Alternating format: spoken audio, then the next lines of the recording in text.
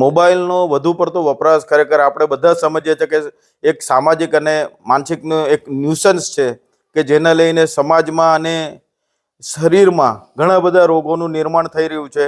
માણસ માનસિક રીતે રોગી બની રહ્યો છે. જો માણસનું માનસિક રોગ એ આખા માણસના વિકાસને અવરોધ કરશે, માણસના ડેવલપમેન્ટને અવરોધ કરશે, અને એ ડેવલપમેન્ટને અવરોધ કરશે એટલે સમાજ, દેશ અને વિશ્વ બધાને નુકસાન થાય એવું છે.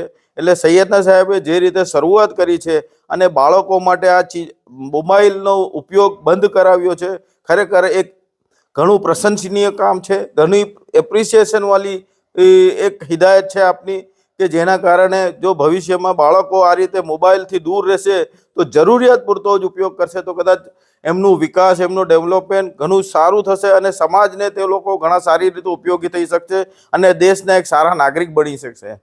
ખરેખર આ ચીજો દરેક સમાજે જોવી જોઈએ. પ્રાઇમરી સ્કૂલોમાં પણ આ ચીજોનું ઇમ્પ્લિમેન્ટેશન કરવું જોઈએ. સરકાર આ બાબતે ચોક્કસ ધ્યાન આપશે, અમને પાકો વિશ્વાસ છે. અને સૈયદના સાહેબ હંમેશા એક દેશ અને દુનિયા માટે એક વિઝનરી પાવરથી એક દિશા હંમેશા સૂચવે છે, જે દિશામાં કદાચ આપણે આગળ વધીએ તો આપણું આવનારું ભવિષ્ય ઘણું સુરક્ષિત, સમૃદ્ધ અને સંતુલિત હશે એ મને ચોક્કસ વિશ્વાસ છે.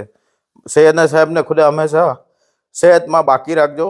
આમીન. અલ્હમ્દુલિલ્લાહ રબ્બિલ આલમીન. નવા જમાના સાથે કદમ મિલાવવા માટે સૈયદના સાહેબની જે પહેલ હોય છે એ દરેક વખતે આગવી હોય છે. આ પહેલ પણ આવી છે અને ખરેખર એને દરેક સમાજ, દરેક ધર્મના લોકોએ એને આવકારી છે.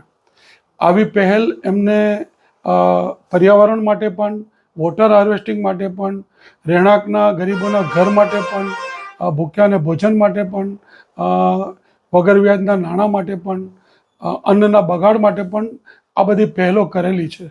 એટલે જે મૂળ સંસ્કૃતિ છે એને વળગી રહી અને આધુનિક જમાના સાથે તાલ મિલાવી અને સમાજનો ઉત્થાન કેવી રીતે કરવો એ વિઝન જે અમારા સૈયદના સાહેબ પાસે છે, મને લાગે છે કે એનું આ જે લેટેસ્ટ એમનો જે આદેશ છે, ફરમાન છે કે બાળકોને 15 વર્ષથી કુમળી વયના બાળકોને આપણે મોબાઈલથી દૂર રાખીએ, તો એ ખરેખર દરેક સમાજે એ પહેલને સ્વીકારવી જોઈએ અને પોતાના બાળકોને આનાથી દૂર રાખી અને બાળકોને બીજી એક્ટિવિટીમાં એક્ટિવ કરીએ તો મને લાગે છે કે એ આ દૂષણથી દૂર થશે અને બીજી ભણવામાં કે રમતગમતમાં જે થોડક એમને ડિસ્ટન્સ વધ્યું છે એ પણ પાર પડશે અને એનામાં સારી એવી પ્રગતિ કરશે.